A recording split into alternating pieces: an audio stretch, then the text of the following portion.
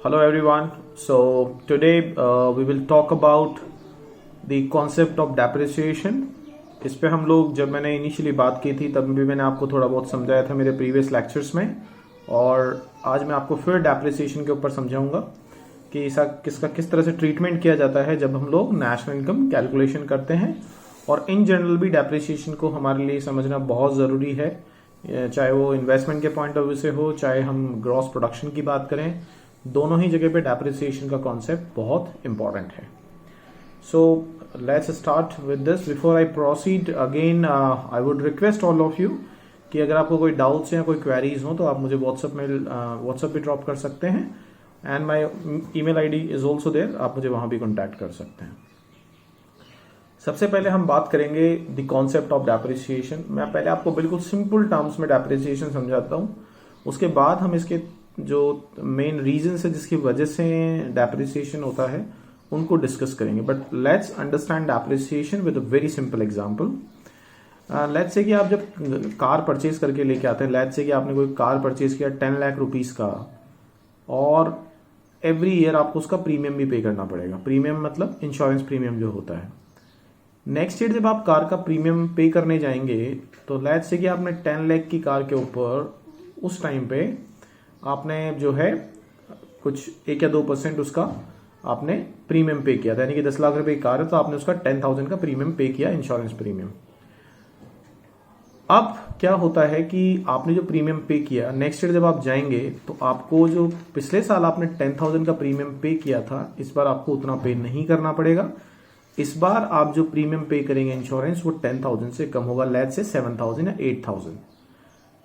इसका रीजन है डेप्रिसिएशन, क्योंकि फर्स्ट ईयर में जो आपका कार का वैल्यू 10 लाख रुपीज वैल्यू हुआ था या वैल्यू किया था कंपनी ने, अब ओवर द टाइम, क्योंकि 1 साल हो गया है, वो यूज हो गई है, उसे आपने उसमें थोड़े से ओवर द टाइम जैसे टाइम पास होता है वैसे वैसे उसकी चीजें डेप्रिशिएट होने लगती है, उसकी वैल्यू, चाहे वो प्लांट हो, मशीनरी हो, कार भी एक मशीनरी है, तो उसका वैल्यू कहीं ना कहीं डेप्रिशिएट हो गया है। और इसीलिए आपको जो प्रीमियम पे करना पड़ रहा है, and with every successive year वो प्रीमियम कम होता जाएगा। क्यों? क्योंकि आपकी कार की वैल्यू कम होती जाती है। सो इन सिंपल टर्म्स हम डेप्रिसिएशन को इस तरह समझ सकते हैं कि it is nothing but simply the reduction in the value of a asset that may be plant or that may be machinery as well। But जब हम लोग बिल्कुल पर्टिकुलरली इसका बात करेंगे रीजंस की कि क्या मेन रीजंस है डेप्रिसिएशन के, तो आप ध्यान से देखिए जहां मेरा कर्सर जा रहा है। बेसिकली डेप्रिसिएशन के 3 मेन रीजंस हैं। जो फर्स्ट रीजन है that is normal wear and tier, जिसका एग्जांपल मैंने अभी कार का आपको दिया, वो नॉर्मल वियर एंड टियर का एग्जांपल है कि कार लेके आए, कोई भी मशीनरी परचेज की, ओवर द टाइम वो डेप्रिशिएट हो जाती है उसकी वैल्यू, उसे हम बोलते हैं normal wear and tier. That means reduction in the value of asset over the time, वो ऑटोमेटिकली कम हो जाएगा। दूसरा जो मेन रीजन है डेप्रिसिएशन का वो है एक्सीडेंटल डैमेजेस। क्या रीजन है? Accidental damages. लेट्स से कि मैं कोई चीज मशीनरी इंस्टॉल की जा रही है किसी फैक्ट्री के अंदर, and all of a sudden वो गिर जाती है, तो वो एक्सीडेंटल डैमेजेस है और वो डेप्रिसिएशन का पार्ट है। तो डेप्रिसिएशन का जो सेकंड मेन रीजन है वो है एक्सीडेंटल डैमेजेस। तीसरा जो मेन रीजन जो डेप्रिसिएशन का सामने आता है दैट इज एक्सपेक्टेड ऑब्सोलेशन। ये एक बहुत इंपॉर्टेंट रीजन है। इसके ऊपर टिपिकली एक छोटा क्वेश्चन, शॉर्ट क्वेश्चन भी बन सकता है। एक्सपेक्टेड ऑब्सोलेशन का मतलब क्या होता है, ध्यान से देखिएगा। इसकी एग्जैक्ट टर्म को हम कैसे डिफाइन कर सकते हैं, ये मैंने आगे डिफाइन भी किया हुआ है। मैं आपको समझा देता हूं कि एक्सपेक्टेड ऑब्सोलेशन और अनएक्सपेक्टेड ऑब्सोलेशन क्या होता है। ये देखिए, एक्सपेक्टेड ऑब्सोलेशन का मतलब होता है वो फोर्सिंग लॉसेस या चीजें जो मैं एक्सपेक्ट करके चल रहा हूं कि ऐसा होगा। मैं जब बात कर रहा हूं एक्सपेक्टेड ऑब्सोलेशन की, दैट मीन्स कि मुझे पता है कि इस वजह से मेरी चीज की वैल्यू डेप्रिशिएट हो सकती है। इसके दो मेन रीजंस होते हैं एक्सपेक्टेड ऑब्सोलेशंस के, ध्यान रखिएगा। फर्स्ट, टेक्नोलॉजी चेंज हो जाए। क्या चेंज हो जाए? टेक्नोलॉजी चेंज हो जाए। जब ब्लैक एंड व्हाइट टीवी थे और कलर टीवी आए थे तो ब्लैक एंड व्हाइट टीवी बेकार हो गए। जब स्मॉल एलसीडीज आई तो कलर टीवीज को लोगों ने इंटरेस्ट लेना कम कर दिया। जब एलईडीज आ गई तो लोगों ने एलसीडी को परचेज करना बंद कर दिया। और अब now there is a new concept of curve TVs और भी बहुत एडवांस टेक्नोलॉजीज आ रही हैं। तो चेंज इन टेक्नोलॉजी की वजह से अगर कोई प्रोडक्ट ऑब्सलीट हो जाता है या आउटडेटेड हो जाता है, वो एक्सपेक्टेड ऑब्सोलेशन माना जाता है एंड वो डेप्रिसिएशन का पार्ट होता है। दूसरा होता है change in demand. That means उस प्रोडक्ट का मार्केट से डिमांड ही खत्म हो गया या वो प्रोडक्ट ही आउटडेटेड हो गया, तो लोग फिर उस प्रोडक्ट के अंदर इंटरेस्ट नहीं लेंगे और वो भी एक्सपेक्टेड ऑब्सोलेशन है। रीजन इज व्हाट, हमें पता है कि कोई भी चीज आज जो आ रही है उसकी डिमांड 110% कल को चेंज होगा और वो प्रोडक्ट बिल्कुल ऑब्सलीट हो जाएगा। ऐसे कीपैड जो मोबाइल फोन्स होते थे आजकल शायद कोई लेता भी नहीं है, रूरल मार्केट में फिर भी उनका डिमांड है, बट जो डिमांड उनका आज से 15 या 20 साल पहले हुआ करता था वो बिल्कुल भी नहीं है, तो वो डिमांड बिल्कुल चेंज हो गया है। तो मेन जो 3 रीजंस है जो हम बात कर रहे थे डेप्रिसिएशन की, वो क्या है?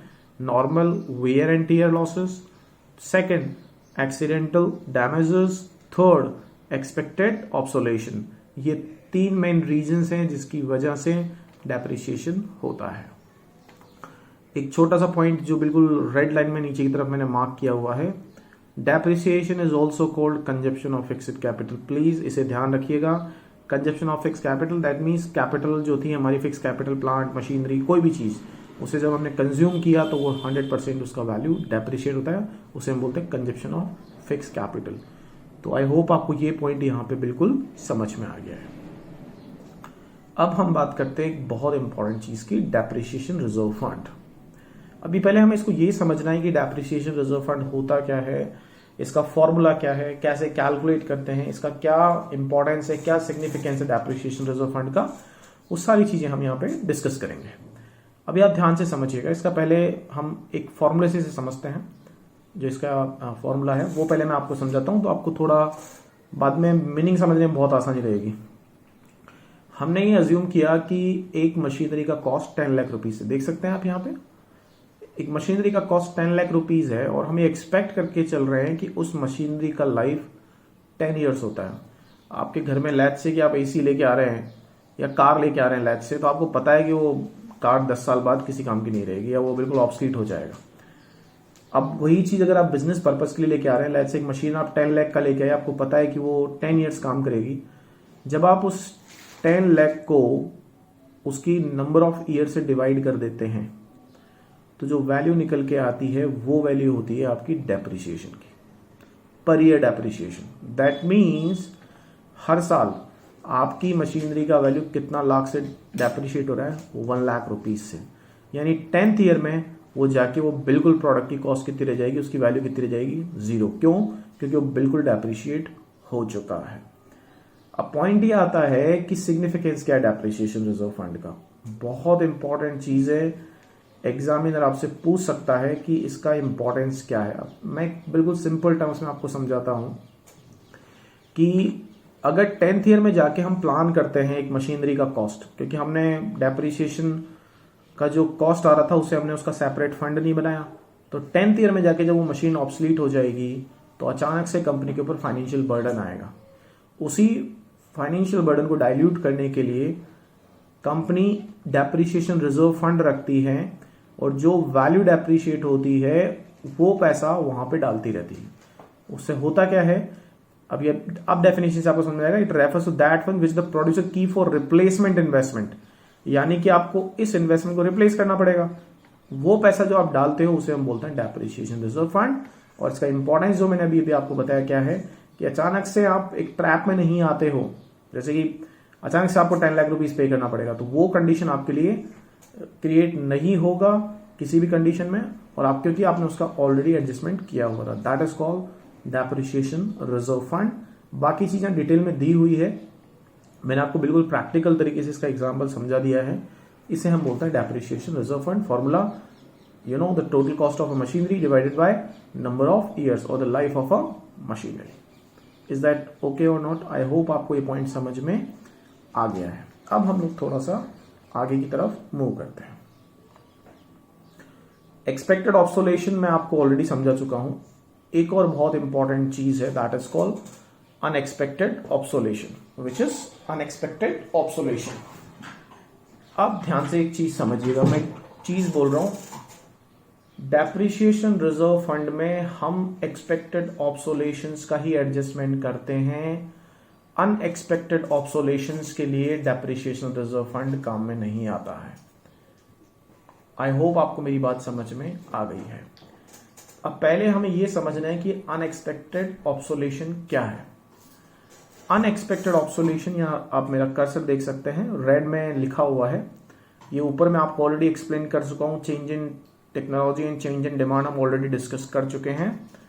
यहां जहां मेरा कर्सर आ रहा है, होप आपको दिख रहा होगा, ये देखिए, ये रेड वाला अनएक्सपेक्टेड ऑब्सोलेशन।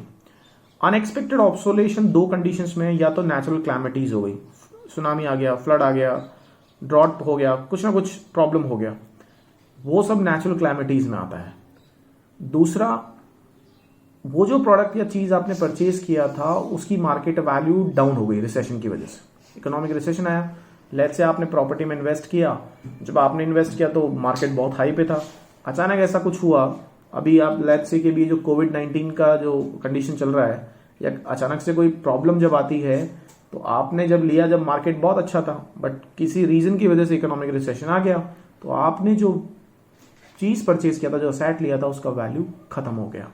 इन दो रीजन की वजह से अगर कोई प्रॉब्लम होता है, कौन कौन सा, या तो नेचुरल क्लैमिटीज, उसमें उस केस में भी आपकी फिक्स असेट का, यानी कि आपकी असेट का वैल्यू कम होगा, और दूसरा मार्केट वैल्यू इकोनॉमिक रिसेशन की वजह से, उन्हें हम बोलते हैं अनएक्सपेक्टेड ऑब्सोलेशन। क्यों?